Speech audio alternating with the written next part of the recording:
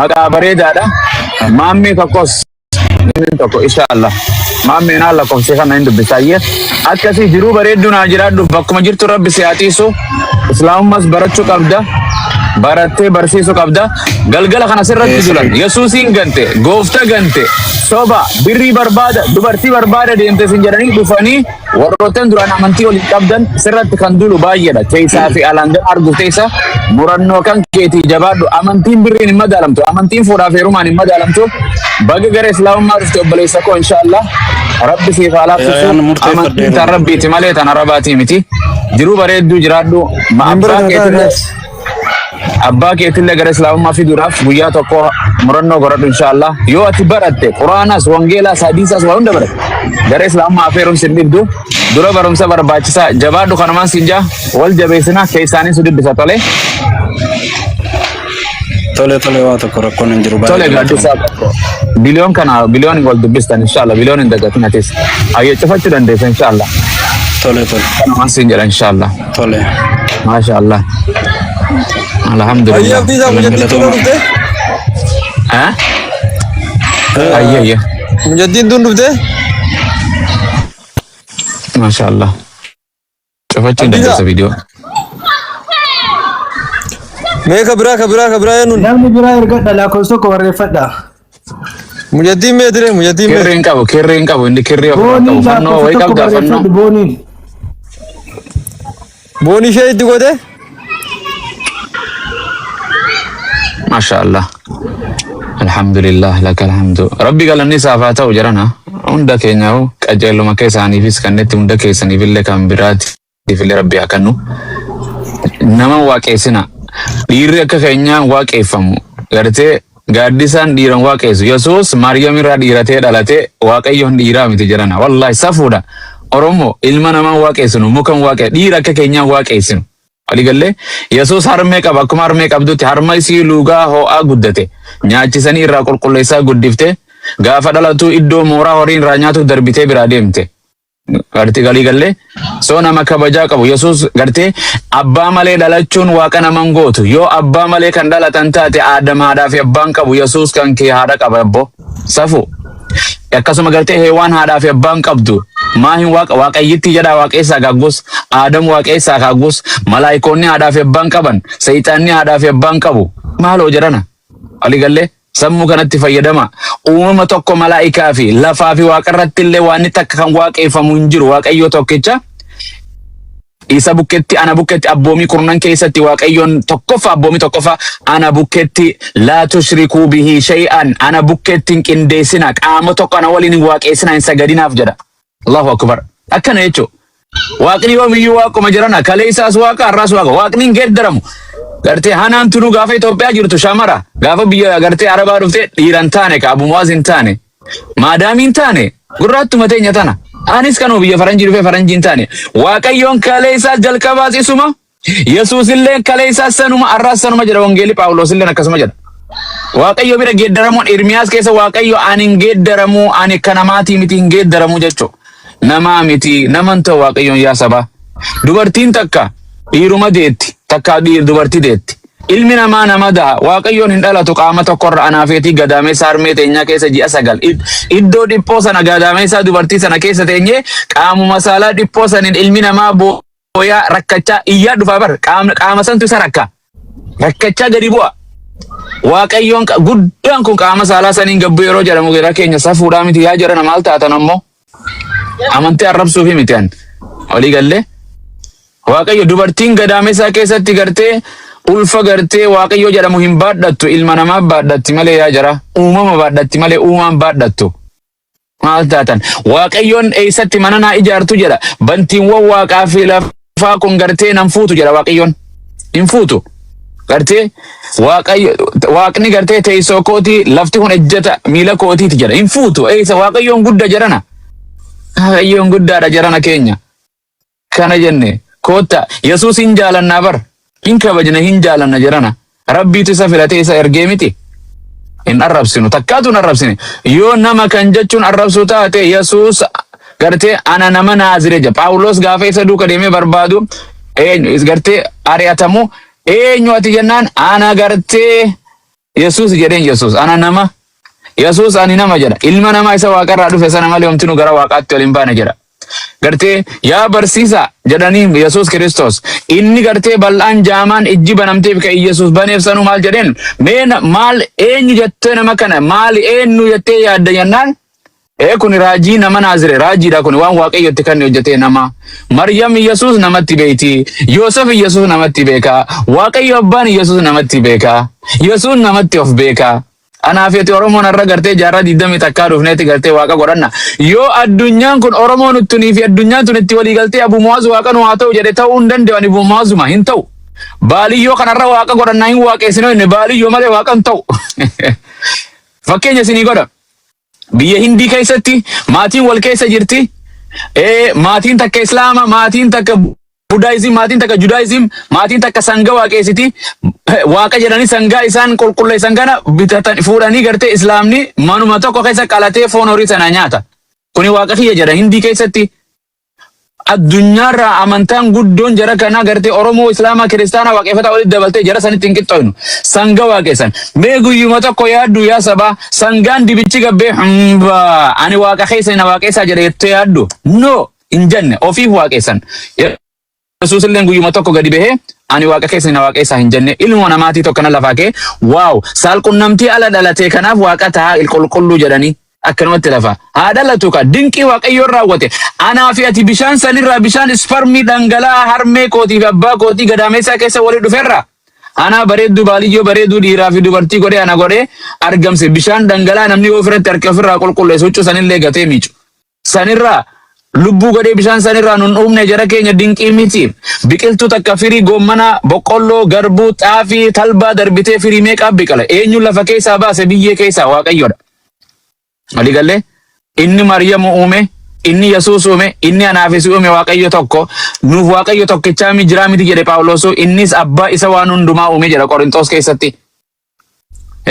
Hunduma keenya gartee eenyu na waliin jira jedha waaqayyoon gartee Ermiyaas keessattis eenyu na waliin jira Isaayyaas keessattis gaafaan gartee lafa kana diriirsu nam tokko maanni osoo yeellam jedhe boo hin jirtu ofii isaatiif godhe waaqayyoon. Waliigalee Yesus Kiristoos waaqayyo irratti hirkatee jiraata yaa sabaa Yesus Kiristoos abbaa malee jiraachuu hin danda'u. Hin danda'u. Akkuma na waaqayyo malee jiraachuu hin danda'u Yesus jiraachuu hin danda'u. Nyaataa fi dhugaatii isarratti hirkata hirriba isaatiif isarra hirkata ka'uu isaatiif waaqayyootu raffisee isa kaasa ofirratti hirkata. Akkuma gartee du'ee jedhanii amansanatu Islaamni gartee inni amanu wangeela keessatti illee boqonnaa hin duune jedhus hin jira. Gartee warra du'an keessaa waaqayyo isa kaasee jedha. Hindee namni ajjeesee Roomaan warri Roomaa ajjeesee fannisee tumee awwaala geessee guyyaa 3 booda waaqayyoon warra du'an keessaa kaase jedha. Waaqayyoon eenyutu namni fannisuu dandeenya sabaa abiyyuu fannisuu hin dandeenyu.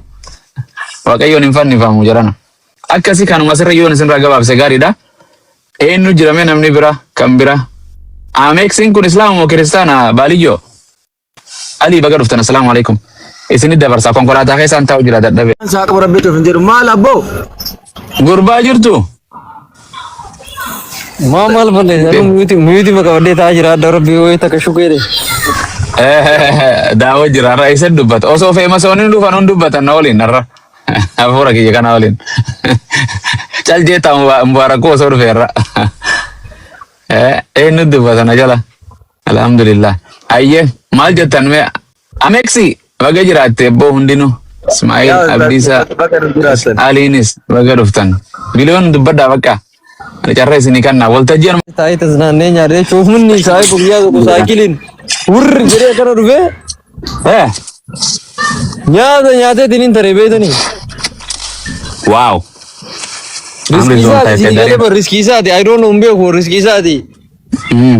Ani jummaa kana uffata bituu dos na jedhe isin galee jummaa uffata bitaa peestaala kana banii ilaalu malee naan jedhe abboo akkasuma banii ilaalu surree fi shurraabii fudhatee tare. Anuma kana kunaaf boorsaa tana bichaa qabadhee taa'aa jira kina. Umaa jabeessaa no manqaati manaa dhuftu. Jabeessi.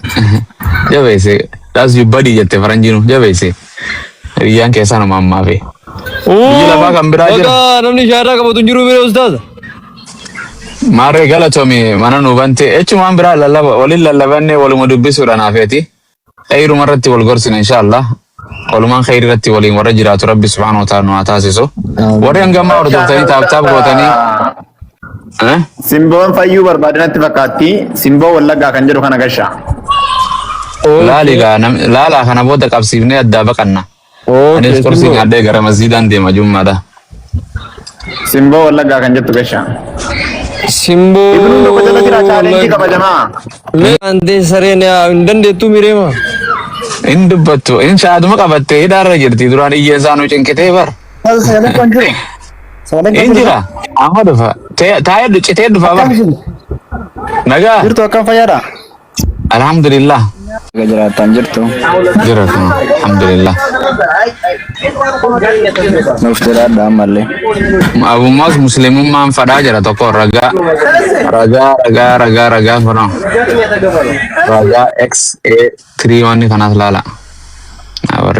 Tole qacalee islaamoo moo kiristaana? Kiristaana. Okay. Islaamummaa kana waa dubbistee? Dubbisaatuma jira si xiqqoo dubbisees. Mashallah. Waa'ee waaqummaa kana sii galeere islaamni maal waaqeessa? Islaamni waan waaqessu sii galee? Barachuu fedha isinirraa dhaga'uu fedha malee akkasii keessa gabbu'ee isin baran. Islaamummaa keessa kiristaanummaa keessatti waa wangeela waa dubbistee?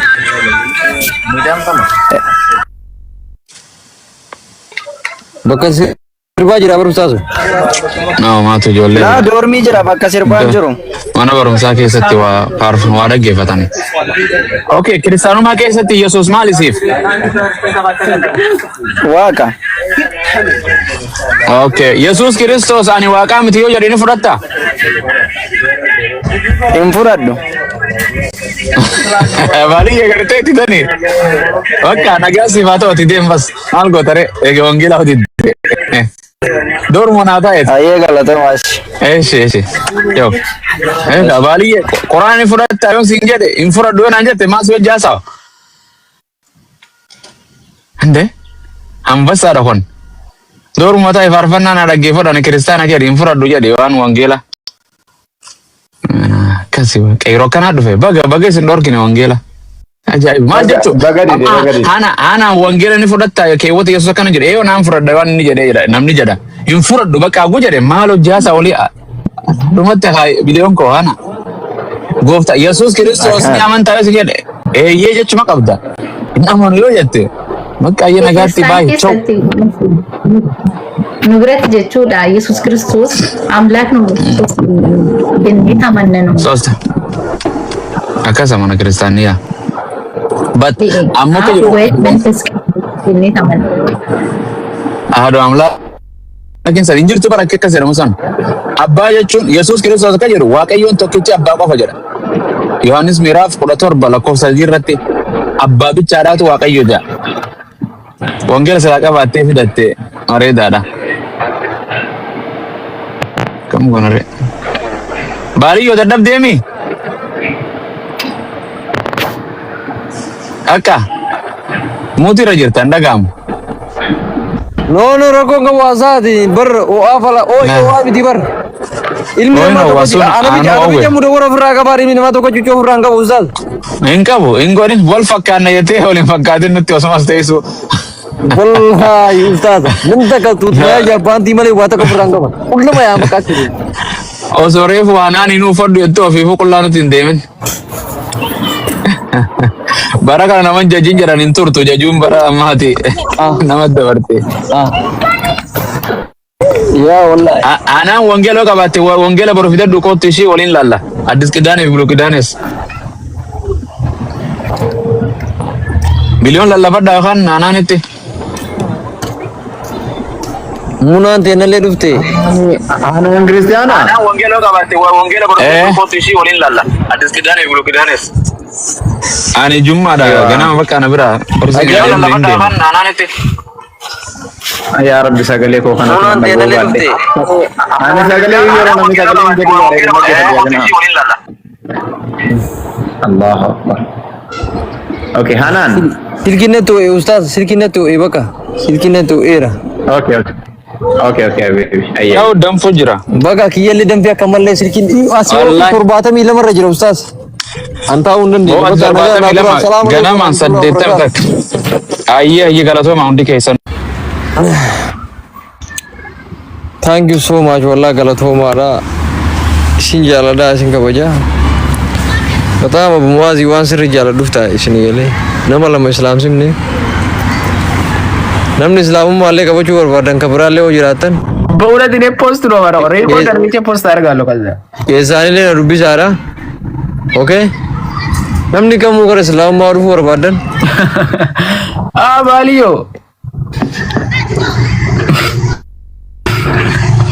Taanu akkam? ነጋ ባልዮ በና ጅርታ Nagaa habibi. ምን ያባ Geemiin kee tokko ምን አገባኝ እሱ የራሴ ስራ ነው። ስለኔ ለምን ነው የምታወራው? Geemiin kee የሚያኑ ቦሪ በና ትንዱፍታ dhageeffadha guys Amex marti keessanuu aanuu irraa nafin abur wallaahi laziim hadiyaa wajjin taphattaami